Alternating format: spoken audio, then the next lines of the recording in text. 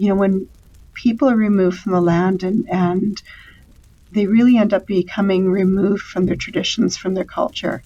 And, today we're in this space where oftentimes as Métis people, we're stuck in between worlds. People expecting us to have all of this Indigenous knowledge, and yet at the same time faulting us for not having enough Indigenous knowledge.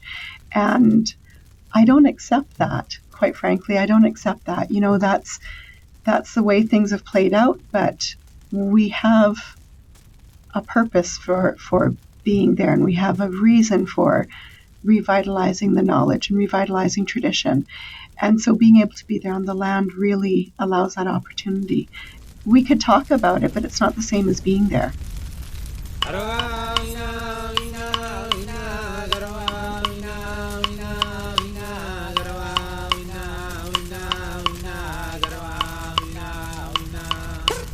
This is the Good Fire Podcast, stories of Indigenous fire stewardship, cultural and social empowerment, and environmental integrity.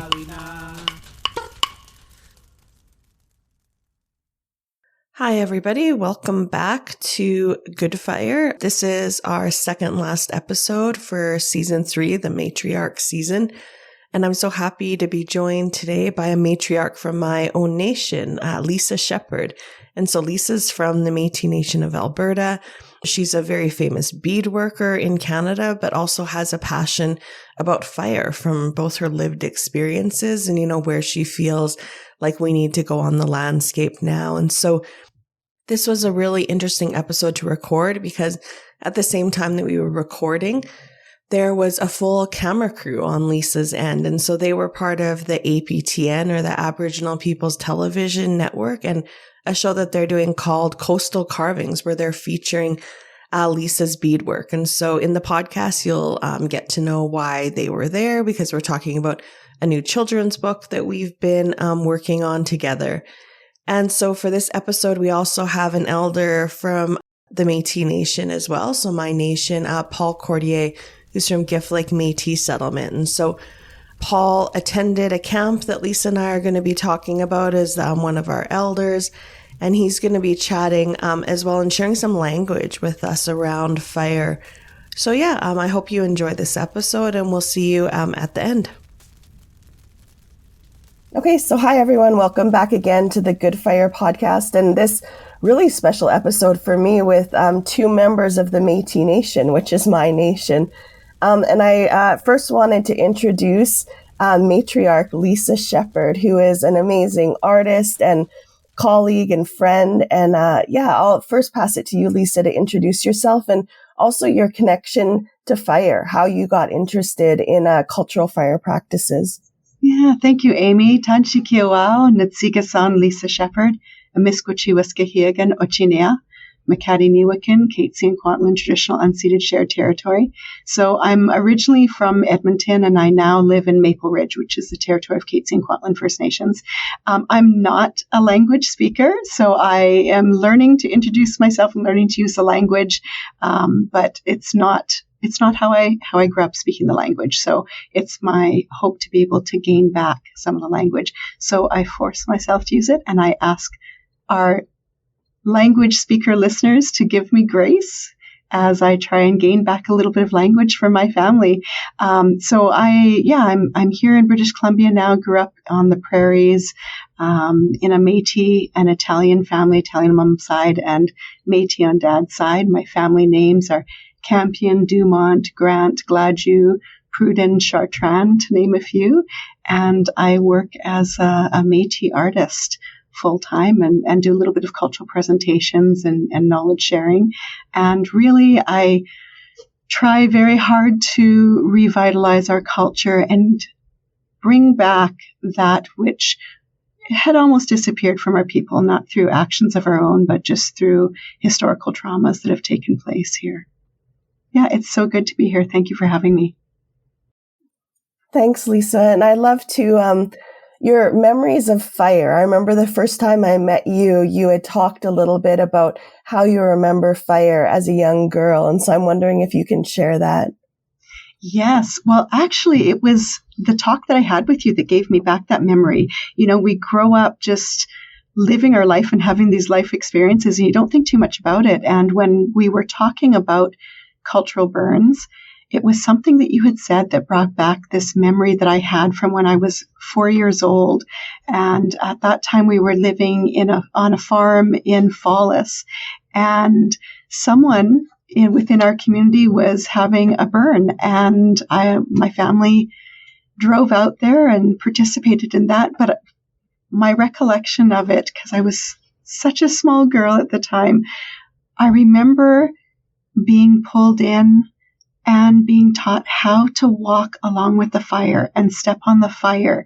I recall everybody standing kind of side by side, like shoulder to shoulder, and there was a long snaking line of the fire. The fire never got very high, like less than a foot tall, and we were just to walk along, stepping on the fire, and the fire rolled through the dried grass, and that's sort of my recollection of it.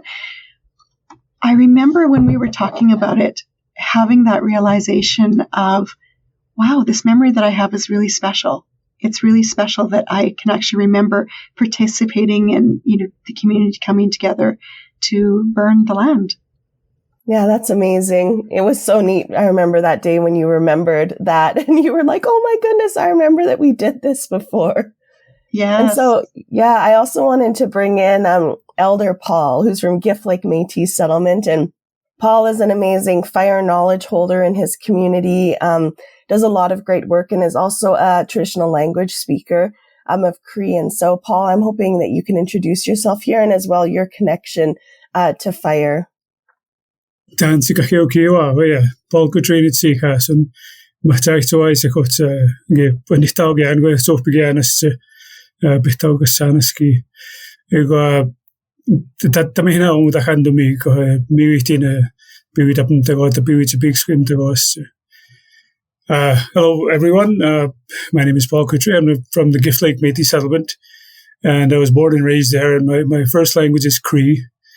I grew up with the language, and it was actually one of the challenges when I was going to school was to try to transition from Cree to English. So, but anyways, so I've been involved with wildfire in various aspects, mostly as a wildland firefighter, but also as a traditional indigenous practices. We've always used fire in some form, whether it be ceremony, whether it be cooking or warming. It is always a part of our lives. So it's very much ingrained in my mind and in my culture. I continue to try to practice that with my grandchildren as well, and to expand on. I like it. The main reason why I got involved in wildland firefighting was because my dad, my uncles, and a lot of people from my community were involved. But also, like as I said, it was a part of my life in the sense that we used it for not only preserving wild meat and warming and making things, but also as when my grandfather, who was a medicine man, we used to do traditional healing practices, and he used fire for smudging and things like that. So it is always very much a part. And both my dad and my grandfather taught me the importance of it all. Like it's in a sense that when I thought about it later on, when I learned about the science of fire, they always related to me that it was fire was a part of us, and I didn't fully understand what they meant by that. But then, when I learned about the science of our bodies, how our energy is made up of what's called mitochondria, that's the little fire within us all, and that's how I kind of linked it together later on in life. Thanks, Paul. And I know too, one of the really interesting things that I found when I started working in fire and looking at the language links was that, in the English language, we don't have very many words to describe fire. It's basically just like, fire, wildfire, forest fire, that kind of thing. But in the Cree language, I think when I started really looking there were about 70 words that were used to describe fire, and all sorts of ways about like the behavior of fire, the aspects of fire. And to me, that just showed how interlinked it was. into their world, that they needed so many descriptive terms. Yeah, like just for instance, like the word itself is iskotio, like when you say fire, but there's other things like when we're doing cultural burning, we call it mistechasigiwan, and fire itself is kind of interwoven into the word mistechasigiwan, and as you say, like it's very much part of our culture, and anything that we do in the use of fire has a word for it, and it's usually kind of ties back to the word iskotio. And so another thing I know, Paul, you and I have chatted about was the iskoteo and when you break down the word, like where it comes from. And so I was wondering if you wanted to kind of chat a little bit about that too. Yeah. Like there was a question that came up in regards to isqueo, like how it's related to fire. Like from my, like I've never heard of it in those terms, because the Cree language is not. It doesn't have root words like English does, right? It's a word is very specific to what it stands for, and it's in that sense it's very descriptive. So some words might sound similar, but they're not necessarily root words of one another. The only thing I can make out of that is it is ironic, because when you and I talked, you asked me that, and then when I went to a conference later on, the very same question came up. This lady said the same thing as you did about how isqueo is tied to iskotio in some sense. And in my personal experience, speaking the language all my life, like I've never heard that. I've never heard it in those terms. So I don't know if it's like I could be wrong, but I don't think it's tied in any way to it. Yeah. So I think one of the things that people talk about is that with iskotea, it's, it relates to women and the heart of the land, whatever. And so when you break down those two words, like isquea, right, is woman, and you break that down, and then what's heart? Te. So the end of that, and then you combine them, it becomes into fire, which is, Yeah, if you think of it that way, yes, it makes sense. But I've never heard that before. So, but it like I said, I could be wrong. It may very well be. Yeah, for me, for myself, like every word had its own very distinct meaning. Yeah. Yeah. Now that's what makes Cree such a hard language to learn. But yeah, so I guess I just want to get into Paul, I've known you quite a while, but how I met Lisa. And so what ended up happening was I was working at the time for Parks Canada, and we were really thinking about, how we could start to teach fire, especially to youth. And so we decided to work with the Rocky Mountain House Historic Site locally, the Métis Nation of Alberta, the Métis National Council, and host a cultural burning workshop for youth at the Rocky Mountain House Historic Site. And it was over a weekend that we went and we all learned. But one thing that I wanted from that is I was thinking when we were planning it, like, to me, there's such a connection of fire and art. Like lots of times I think when we're cultural burning, we're almost like painting the landscape the way that we want to see it. And so I was really pushing to have an artist come and develop a project with us. And so it was great. We ended up getting the funding from the Métis National Council. And I remember it was really funny because Erin Shepherd, I remember, who's with the MNC, she said, like, why don't we ask Lisa Shepherd? She was at one of our events and she was talking about fire. And I was like, there is no way Lisa would come and do this with us. Because in my mind, Lisa is one of the preeminent Métis artists that I just think is, very busy doing very, very important things. But it was awesome because we reached out to Lisa and Lisa immediately said, yes. And can I bring my son? And it was just a wonderful experience to have you there, Lisa. And so I'm wondering if maybe you can talk about your experience with the camp, like with being invited, what it was like to have your son there with you. Yeah, absolutely. And I first of all just say, but this is a very important thing. And I was so happy to embrace it. I was very excited to be a part of it. So I think, first of all, like the meeting that you and I were at where we were talking about that was part of me being on the Jasper Indigenous Forum. That's how that came to be. And so I think it's important to touch on the relationship that Parks Canada has with Indigenous people, or has had historically, and the relationship that they have today.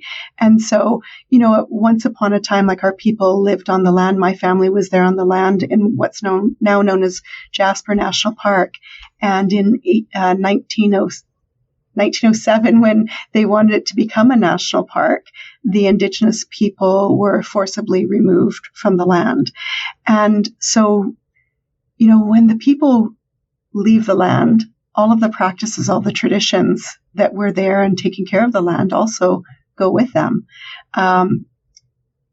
So Parks Canada has looked for opportunities to be able to reconnect with Indigenous people and, to do a little bit of truth telling, I think. And so that was how I was in that meeting to begin with.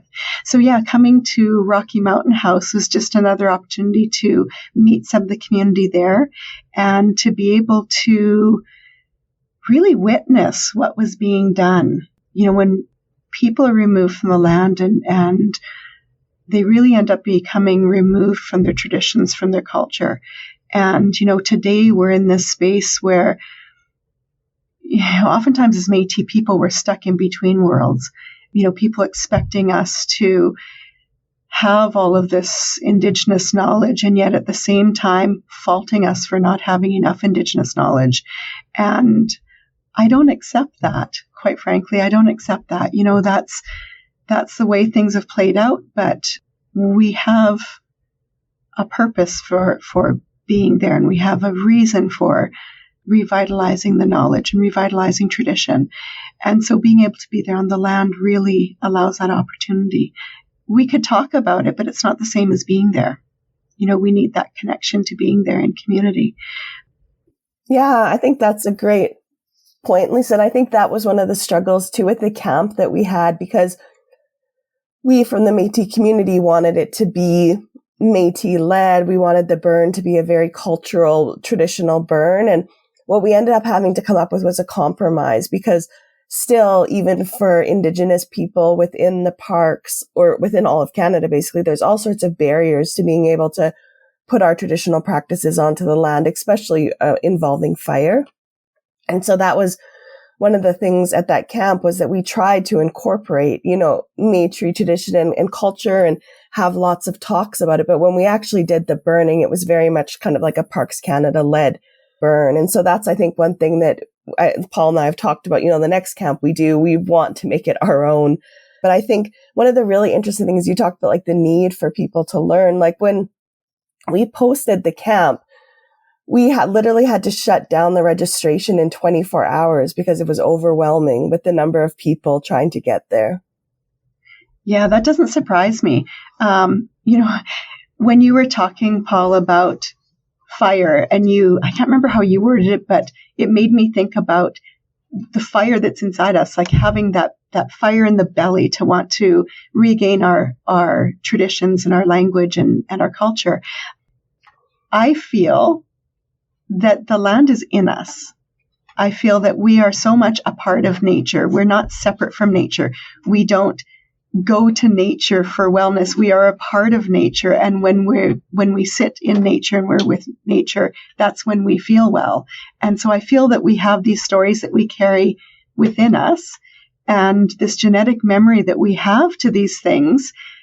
And when we touch base with our elders, and our elders tell their stories and share their lived experiences, that's when we start to recognize parts of ourselves. That's when we start to recognize memories that are genetic memories that are there, that we go, oh, that rings true for me. What was just said, what that elder just shared, that rings true for me. And I think it's that you don't get that unless you return to the land and unless you stand there and do these cultural burns. And so I think although the cultural burn we had at Rocky Mountain House was maybe not what we had envisioned to begin with, or what you had envisioned to begin with, I think it was a really good start. And I think that could just be the awakening. And then, the next chance will be something a little bit more.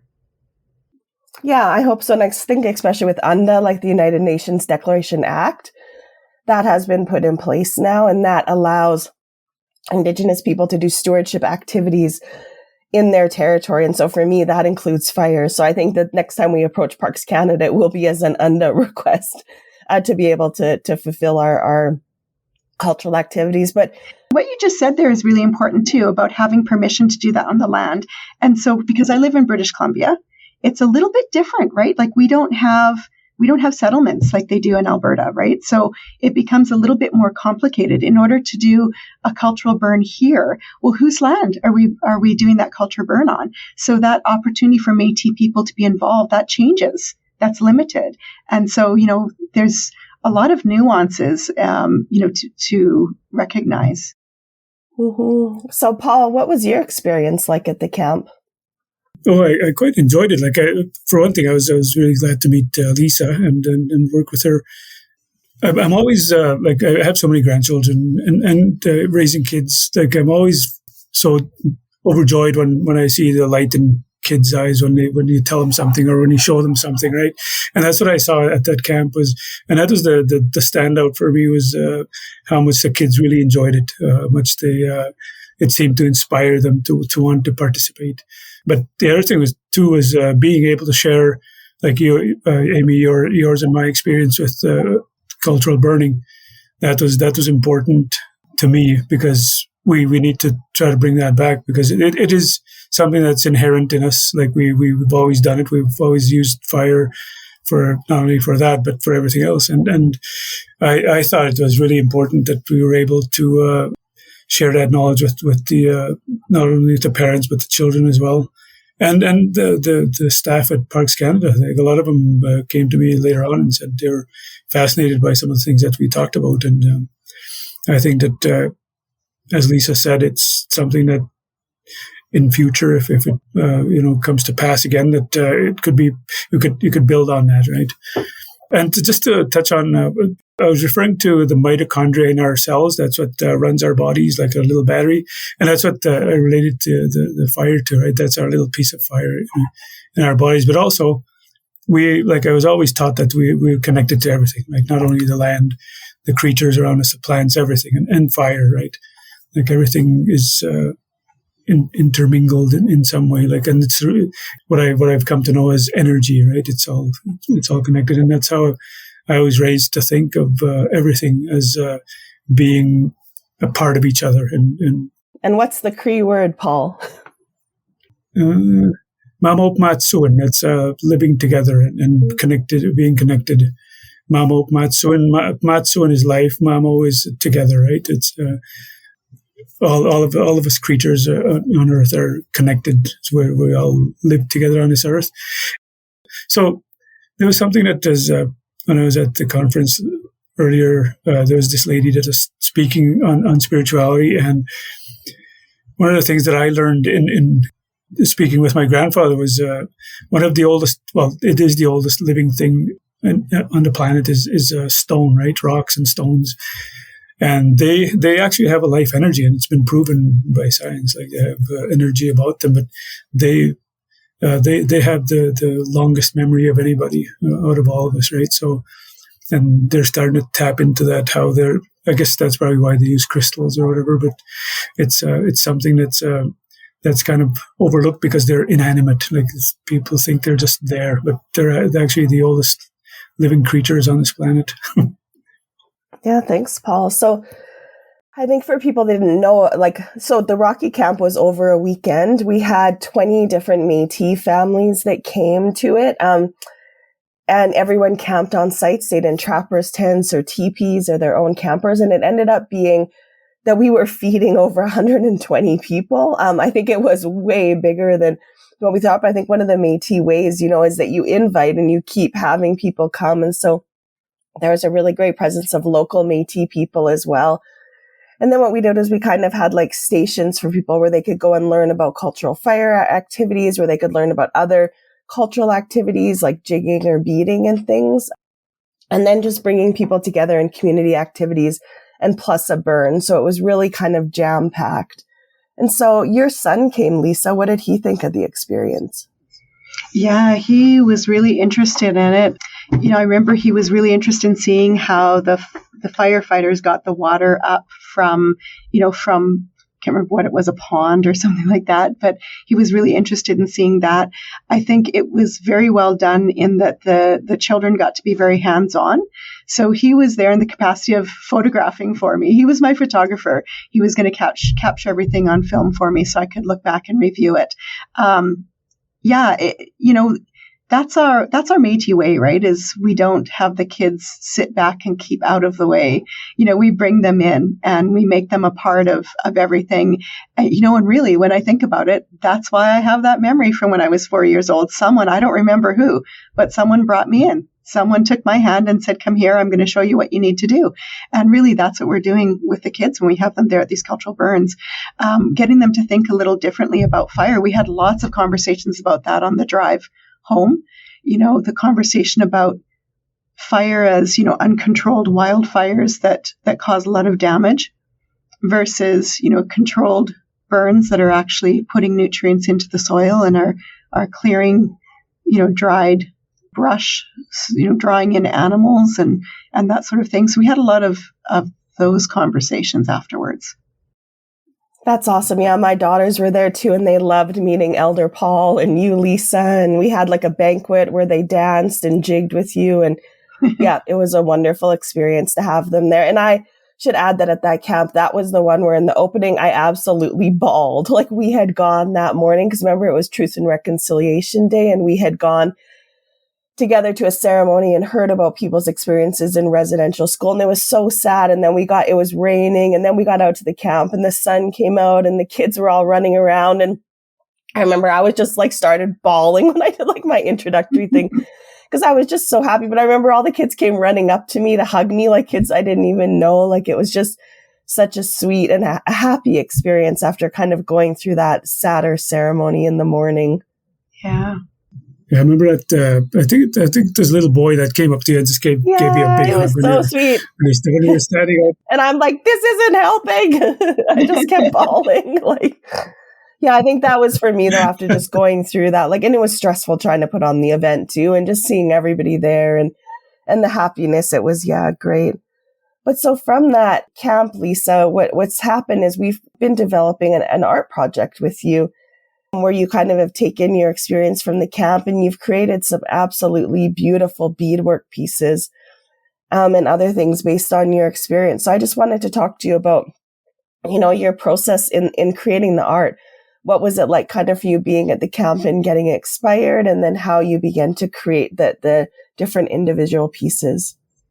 Yeah, thank you for that. So being at the camp and just watching everything happen and watching how the fire moved and talking to some of the people that work with fire a lot and learning about fire, like one of the ones that really stick with me is watching how the smoke would spiral up and make sort of like a little tornado, a little dirt devil type thing with the smoke. I know there's a word for it that I'm not remembering, but, just watching how the smoke moved and seeing that it has life, it has spirit, it has movement of its own. That was something that I wouldn't have been able to get just from, envisioning it at home, needing to be able to be there and to see it. That was really important. When I was asked to do the project and that, the idea was to create this children's book and you wanted me to illustrate, I remember just feeling two opposite feelings. The first being the automatic yes, of course I want to do this, followed by, oh my gosh, what have I agreed to? How on earth do I illustrate with beads? That's a big project. So, but I always feel like when a project is scary and overwhelming, that's a good sign that, that's a good challenge. It means that we're going to up the level a little bit and do something a little outside of our comfort zone, which is really great. Yes, I think, Lisa, can you remind me, what was our first step? Did we developed kind of the wording, right? I think for the children's book first, and then was it from that you started creating the art pieces? Yeah, so I remember we had a Teams call or Zoom call, and we talked about what is the story that we want to tell here. And I remember us kind of just putting into chronological order, how is the story going to take place? Well, we need to talk about what bad fire is about. What is it when fire is out of control? And we needed to make it, tell that without making it scary for children. both of us remembering reading to our children when they were little and realizing that the images that you show, they stick with kids and they can, be up late at night worrying about fire. So wanting to make sure that we didn't make it scary, but to show them that this is what happens when it's handled in a way that's not responsible. And then showing the flip side of that, but the land calls to us and the animals call to us. Wind calls to us, that there's a safe time to be putting fire on the land, and that's only to be done by, the people who have the knowledge. So I remember us putting together the storyline loosely, and the words kind of came over a long period of time, didn't they, Amy? Like, we started out with an idea of the words, and then from there, I created the page that was the least intimidating for me, that I could envision so quickly. The rabbit page was the one that I could see it right away when we first talked about it. So that was where I started. And then, we just kept creating pages, and the pages informed the words, and then the words would inform the next page. And it just was this amazing collaborative project, really.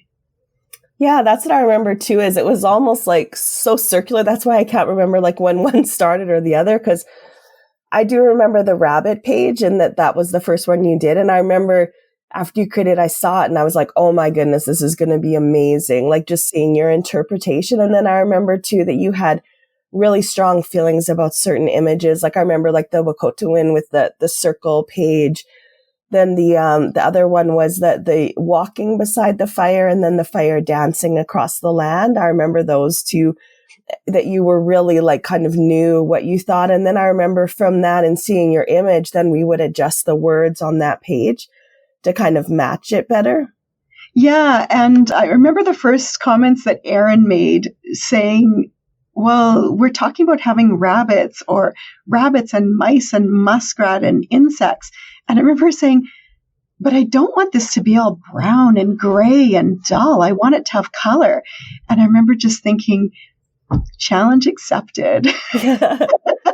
And so the little rabbit that I beat it had sunlight on its back. And so it had yellow along its back. And the rabbit was made up of flower patterns in its fur and very pink ears. And it was not dull in color. No, it was beautiful. Yeah. So that was a fun challenge.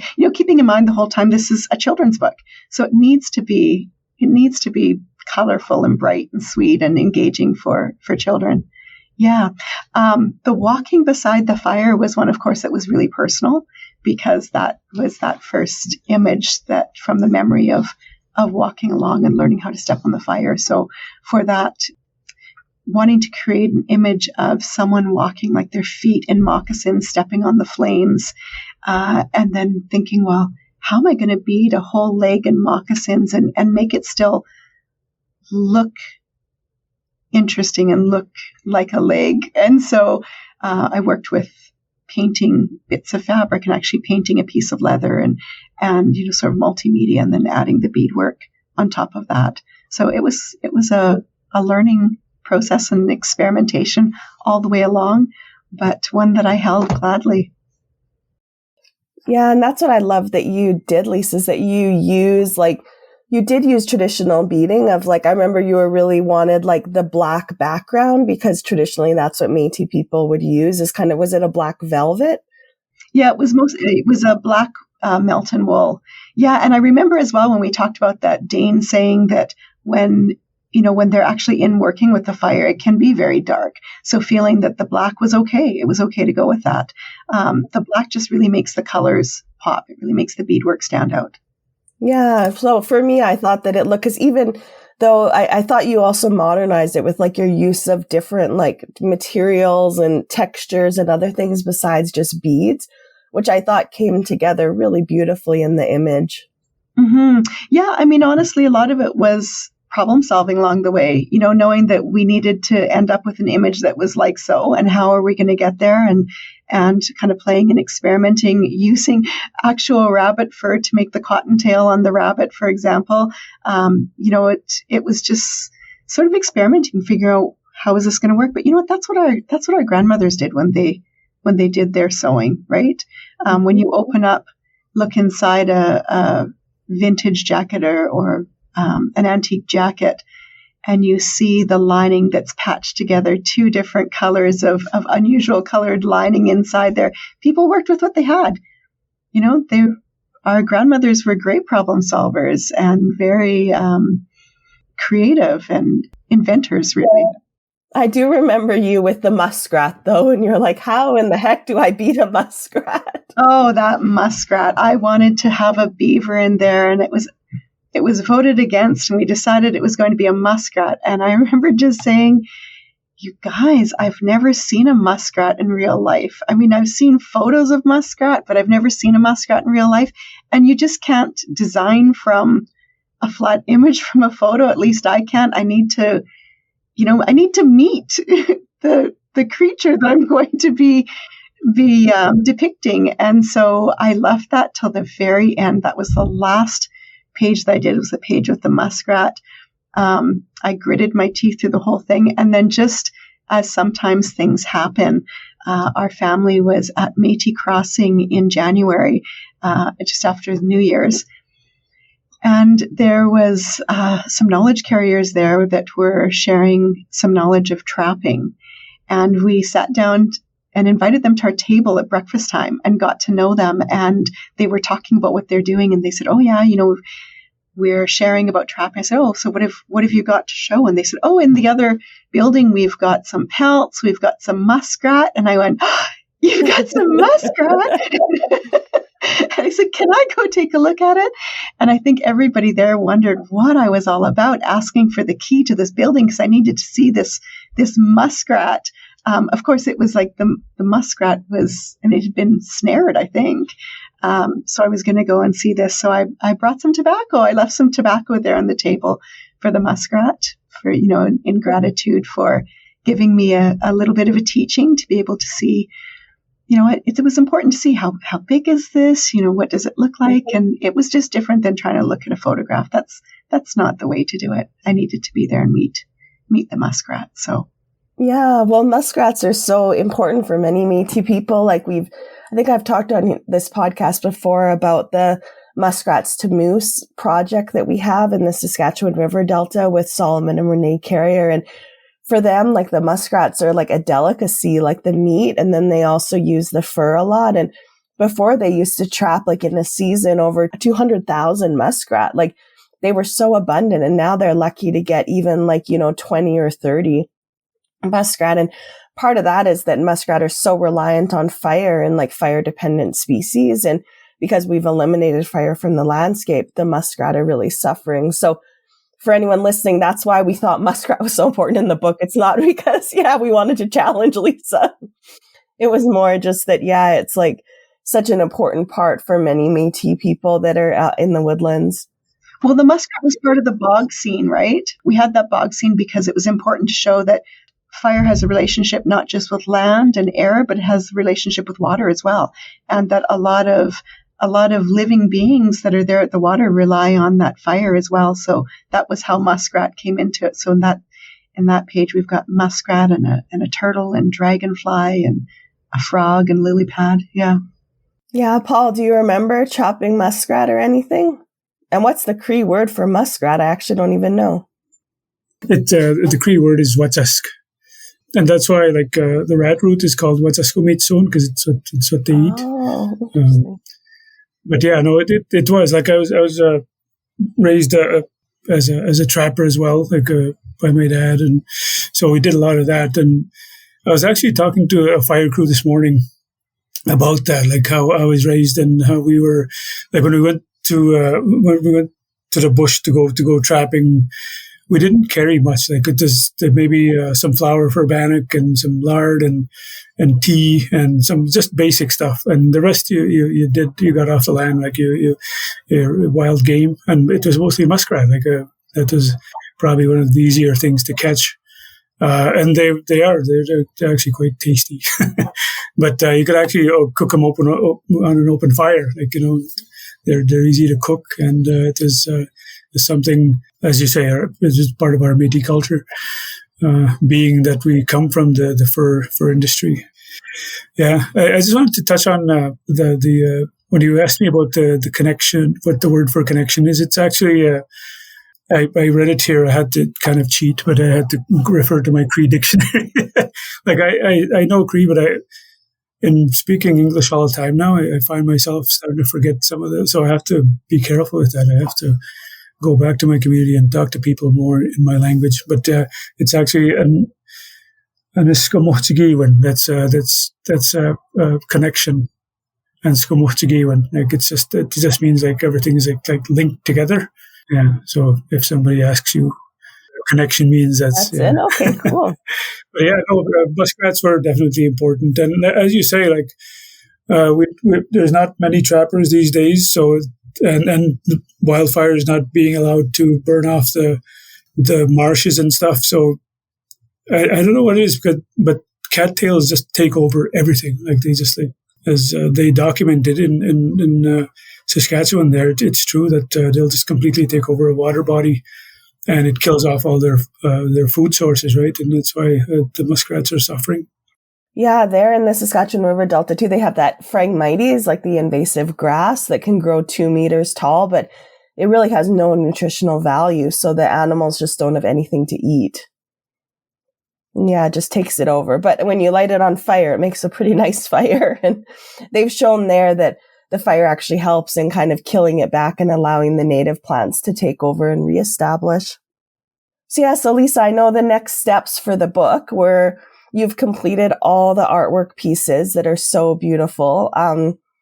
Maybe before we get into that, actually, I want to talk about the bad fire piece. So one thing that we often hear, and I know a lot of the hesitation around the Métis youth camp was like, well, we don't want kids playing with fire, that's, we don't want to teach them that fire is okay or it's good. We're trying to do all these educational efforts to tell kids to be careful around fire and things. But I've always been of the mind that if you teach kids the proper relationship with fire, that's a better way to be. And so, yeah, I'm just wondering, I remember we were trying to introduce bad fire to the book, but also trying to make it not scary. Like, can you talk a little bit about what that was like for you in kind of creating that page, like having the lesson in there for kids, trying to teach responsibility around fire, but also about like the benefits of fire?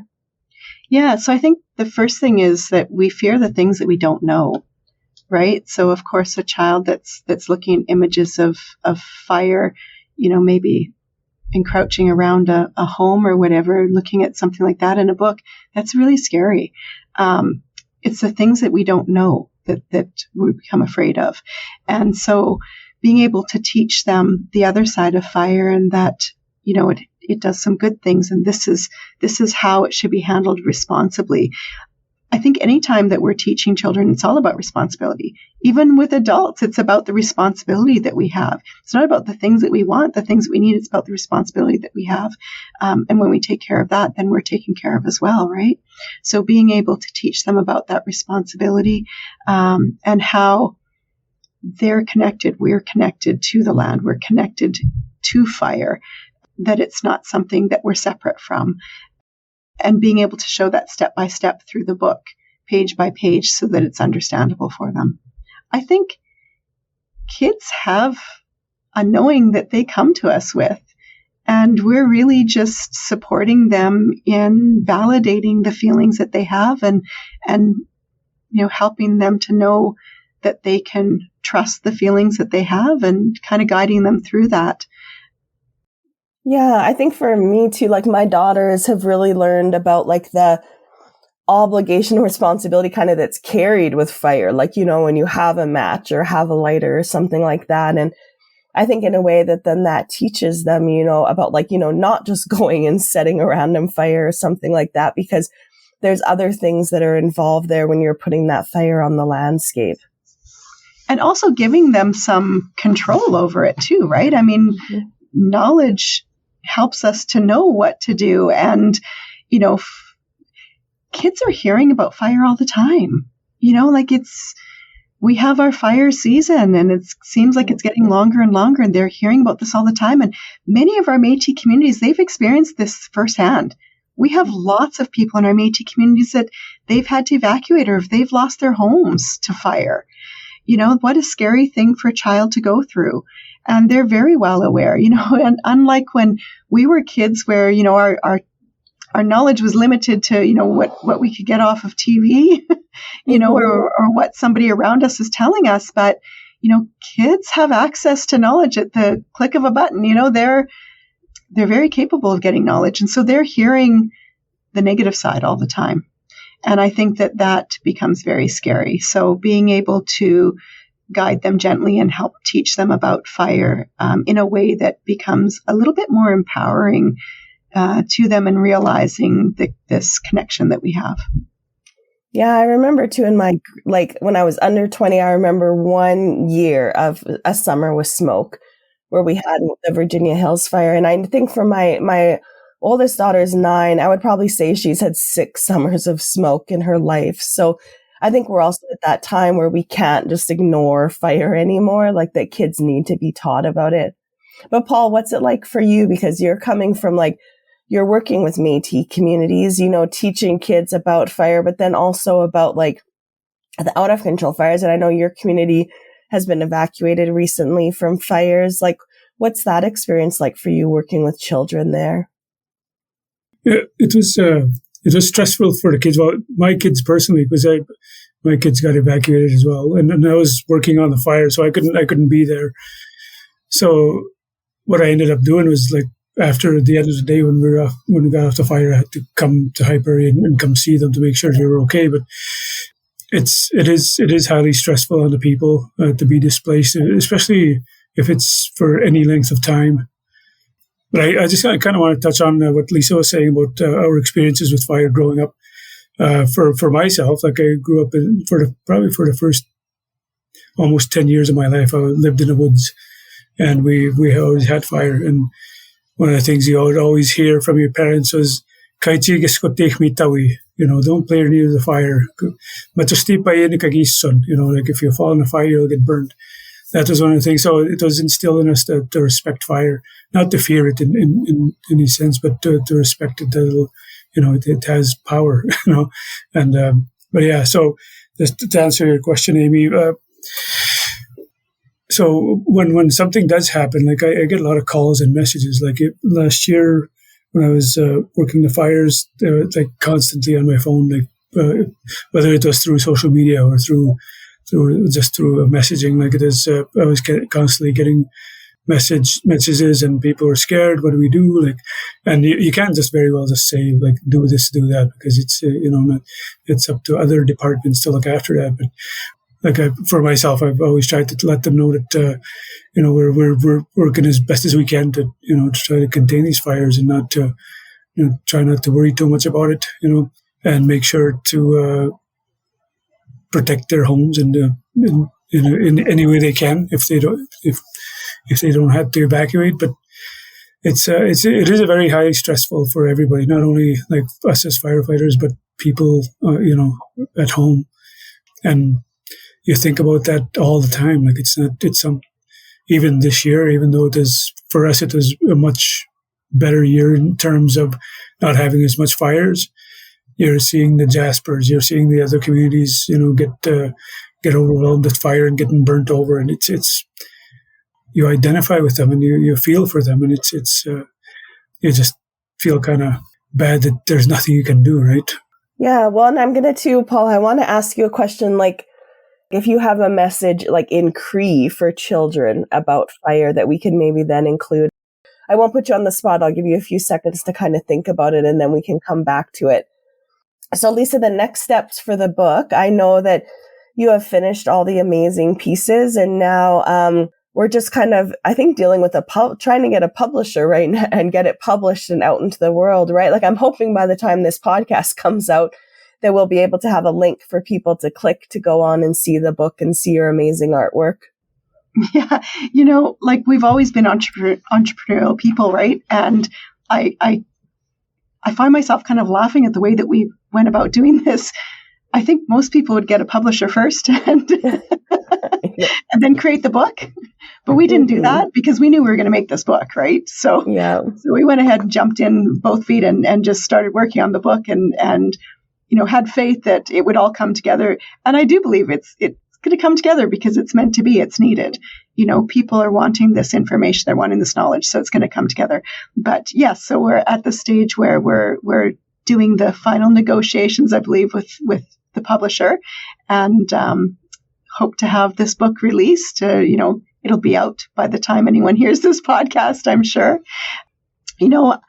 As we've been talking, I've been thinking about the way that our people traditionally used fire. And I know I'm going off on a little bit of a segue here, but I've just been listening to everybody talking and thinking about how we used to clear the land before building our homes, right? And you think about, I'm thinking about Jasper, like my ancestors when they were there as some of the first homesteaders in Jasper, right? We would clear the land by burning, and that did a lot of different things. Of course, it put nutrients into the soil, but also meant that if there was a wildfire, your homes wouldn't burn down. And, we've been watching in real time the forest changing and been watching, the forest turning brown. Like we've had issues with the pine beetle that's been, eating the trees. And so there's all this dry wood there just waiting to go up. And we've been watching this. And yeah, it's been a hard thing, seeing this happen. And yeah, I guess I just wanted to comment on how much we were a part of taking care of the land at one time. And then I think to the 1970s, when it was all about not burning, and now so many of us live in urban spaces that to try and put fire on the land in urban space, forget about it. It's not, it's not safe to do that. So yeah, everything has changed, and with that, the practice has changed too, right?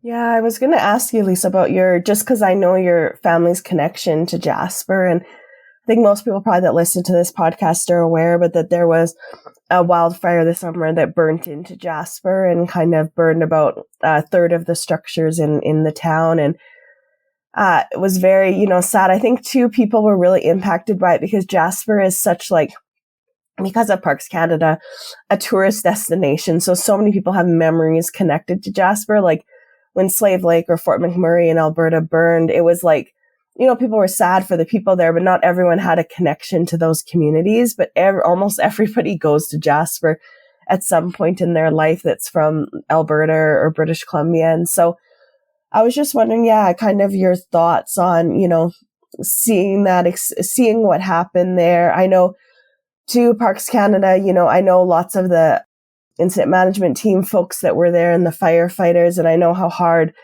that they're all working, but I have to admit that I was quite disappointed with the statement that was put out by their CEO in an op-ed where really it didn't mention anything about how it was the establishment of the park and the removal of Indigenous fire practices that kind of led to the current state. We can blame the pine beetle as much as we want, but really the removal of Indigenous peoples from that land also created a lot of the risk there. Yeah, I think in order to comment on that, Amy, I have to go back a little bit farther so that people understand what the land means to us. And so I'll start off just by saying that my great-great-grandmother, she was a teamster. She took over the business from her husband when he passed away. And so she was a teamster, which means I'm not talking about Teamster, the union that we have today, but transporting trades goods between Edmonton and Calgary. So she transported for ENC Trading Company, which I can only presume meant Edmonton and Calgary.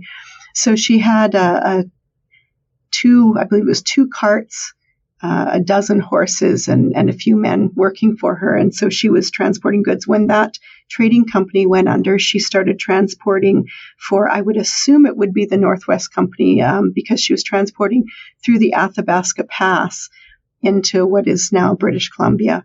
So that land was being traveled all the time by her. She had my great-grandfather, who's a baby then, strapped to the buckboard of her cart. And that's how she did this work. Talk about being a working mom, hey?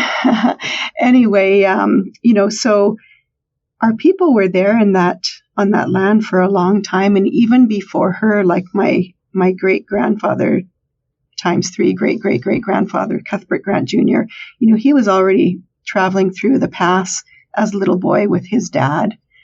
Our family went from, I would say my ancestors went from the Whitehorse Plains and to Duck Lake and Batoche, Saskatchewan. And when that area became unsafe, moved into Alberta. And we're there at Lac St. Anne and Tofield and of course Jasper. And then in 1907, when that land, they decided it was going to become a national park, the Indigenous people were forcibly removed. A lot of my relatives were those people that were removed. One relative, a cousin, she actually stayed. She was married to an American man who became the first warden. So, the people were there and they were taking care of that land for a long time. And when I talk to people today, people who are our kin, who their relations were moved off the land, there's still a lot of heartache. It's, coming around the table with the Indigenous partners that were there on that land, it's been everything from sensitive to fiery to painful being at the table. People lost a lot. For the cousin that stayed there on the land, people could look at that and say, well, how lucky she was that she got to remain. But no, she watched her whole community leave. All of the old people, all of the children, everybody left. Some walking, some by horseback, they all left. Her children ended up going to the Jasper school. And so they would have been the first generation that they were learning English, as their language. Because all of the community had left, of course, the language was lost on that branch of the family tree. When I was finishing up the book, sewing the edges around the pages, I was working remotely from Clearwater. Our family was on a little family vacation to a lake there. And my mom had just come through the pass and had joined us for camping the day before. And the very next day was when the fires started and closing in around Jasper. And I was watching that in real time. And by that, what I mean is I was using social media to connect with residents that were there, and I was hearing the reports as they were happening. And it was really, really hard to watch. The land that my family once had a homestead on is now the Palisades Education Center. And, I was getting notifications that the fire was on that land at the Palisades. And, at that point, I didn't know which buildings were lost, how many of the buildings were lost, but it was really, really hard to watch that. And of course, we made a lot of friends, there in Jasper, residents of Jasper and people that work for Parks Canada that, I've come to know for many years that, we wondered how they were doing and if their homes were okay. We'd been working on an art installation there that was to acknowledge the people that were there on the land, the Indigenous people that were made to leave after 1907. And that installation had just been put into place. So, while caring very much for the people that were there and whose homes were at risk, I also wondered about that art installation that we'd worked on for so many years and whether it would still be standing. It actually survived the fire. The next block over, there are buildings that burned down, but that art piece is still there. I'm grateful for that. But I care very much about the people who've lost their homes. We understand what that's like, and I don't want to minimize their experience at all because it's a real experience. I don't want to minimize that. When we lose the place where we know, it's a big part of our life, isn't it? And it's a big part of our ways that are gone. Yeah, I mean, it's like I think I've mentioned on the podcast before about like the Fort McMurray area and my family's area and just their traditional lands and just watching the numerous fires that have gone through there because of the removal of well, partly because of the removal of the cultural fire practice in that area. And just the frustration, I think, too, of thinking like how it could have been different. Like right after Jasper happened, a colleague who's like Indigenous family from that area texted me and just said like, this is so like, they were just so mad because they were like, we've been trying to get burning back, trying to do all these things in this area. And it's just been constant barriers. And so, yeah, I think that when fires like that happen, it just brings so much frustration to it, kind of what could have been maybe in some of those areas. Part of me wonders, there's an opportunity for a reset here. And I don't know, whether that will happen or not. But, I look at it, there could be an opportunity as we move forward to move forward in a different way. I hope that happens. But I guess time will tell if it does. Yeah, I was having like a lot of I was quite upset after that. I think it was 2023 when all the evacuations and stuff had happened, and just like starting to feel like no one's listening. We're just going through the same cycle. And Elder Joe Gilchrist actually said to me, like, you have to start thinking of this as a reset, like that Mother Nature's kind of reclaiming and, putting things back. And after these like horrible fires have gone through, it'll be easier to kind of put back cultural fire practice on the landscape. And so he was much more hopeful and made me actually feel quite a bit better about the situation. But I think his thing, though, was that we need to act within like the next 5 years, or the reset will have been kind of for nothing. Yes. And, the idea of coming to Indigenous people who have been caretakers of the land and asking for their knowledge, asking for their help. But we need to have the opportunity to be able to carry on the tradition to begin with. We need to be able to have the opportunity to teach our children. And if that space isn't being made for us to be there doing these burns and passing on that knowledge, then that opportunity can come and go. That's time is precious, and being able to learn that, teach it, live it while we can. We need to have that opportunity to be able to do that, and we need to be given those opportunities. We need to ask for them. We need to take them. We need to be given them. We need to all work together, right? Yeah, totally agree. And I think there are movements in Canada now where people are starting to do that, to kind of coalesce and form some different groups where, we're not just asking for a one-time thing of money, like, can we host one camp in Rocky? It's how can we host these camps into the future? And so that's one positive thing that I've been seeing. Paul, what are your thoughts on that? What we've been seeing with kind of the recent fire seasons? I agree. I definitely think we need to try to, at some point, bring it back to the communities. And the drawback to that now is, at this point, it's been kind of removed from our communities for so long. Like, a lot of the people that used to do it, they're gone. Like, it has to be retaught to a lot of our people now, and like people like yourself, Amy, and myself, like, we still have that memory of it, but it's that if we don't act on it sooner than later, then it's going to be something that'll get past us again. Like Joe said, we only have that window of opportunity where we can retrain our people, and especially the younger generation. Like, they need to relearn that. And I think for my experience with fire and growing up in the Indigenous community, we definitely need to bring it back, because it's still ingrained in my memory that we used to do it every year, like, spring and fall, where the opportunity was. Like, sometimes if there's a window in the fall, you'd do it in the fall, but if you didn't, then you'd do it in the spring first, as soon as the snow started disappearing. But like, some of my kids, the older ones know, because I used to do it at home there. After the fire season was done, if there was an opportunity, like in the fall, like this year, I might, after the fire season's over, after the permit season's over, I might be able to have some opportunity to burn off some of the dead grass in my yard and clean it up that way. But if that doesn't happen, then try to do it early in the spring. But yeah, I want to thank Lisa for sharing her story. That was really good. Yes, thanks, Lisa.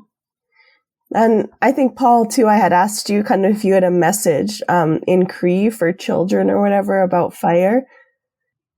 Awasa ko kanduhta ko kay mi tawagi giskutio tahtawi tapasima kagis tamistihati awas kahigana apo tagis so muita gustamig iskutio musa te tamam tunihtamig gagi go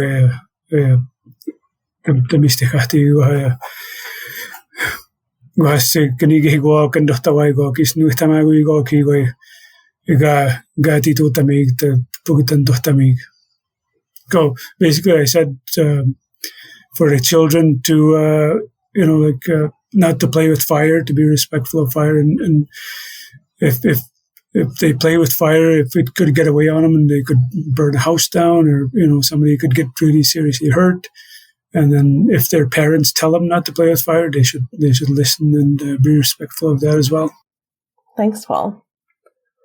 Okay, so yeah, I don't have any more questions. I think we've kind of chatted through everything. Lisa, I don't know if there was any other points you wanted to make, any questions you wanted me to ask you while we kind of wrap things up. Right. Yeah, and I mean, I feel like the land is in me. I was born around the Edmonton. Well, I was born in Edmonton, grew up around Edmonton. That land is in me. I'm very much connected to that land. Wherever I go, I take that with me. I take my experiences that are from the land with me. And, sometimes trying to justify, how I get to exist as a Métis person and how I get to exist as somebody practicing my own traditions, our own ceremonies, our own traditions, our own ways of being, and having the right to be able to do that when we're not there on our traditional land, and still being able to really respect the people whose land that we are on. It's very nuanced. It's very challenging, but I think that's in order for us to gain back that which was almost disappeared. We need to be able to live in our truth, which means, being able to recognize the land is in us. It's where we come from. It's what we're made up of. That's my strong feeling about that. Yeah, thanks, Lisa. I think that's a good place to wrap. So thanks you both for being on the podcast. Yeah, you're welcome. Thanks for having me. And it's good to see you again, Lisa. Yeah, you as well. Yeah, it's good hearing your voice and hearing that language. It's like, I don't understand everything that you're saying when you're speaking the traditional language, but I'm recognizing words. I'm like, oh, it's something about that, or it's something about, like, I'm getting a sense from hearing the language often enough. I just wish I could be immersed in it even more. Yeah, well, same with me. Like I was saying earlier, I'm starting to forget a lot of words because I don't speak it enough. Because at work I always have to speak English, and it's always such a treat to be able to speak your language when you meet somebody somewhere, right? But yeah. It's a beautiful language. I want to ask now that I guess we are still recording. How did I do with my introduction on a scale of 1 to 10? How bad was it? It was good. Okay. Okay, you could understand what I said. Yes, I did. I was impressed. You speak very well. Yes. Good. I appreciate hearing that. Yeah, and Paul can be a hard judge. He's told me before, no, that is not how you say that. That's good. That's what you need, someone who's a hard judge but is kind about it.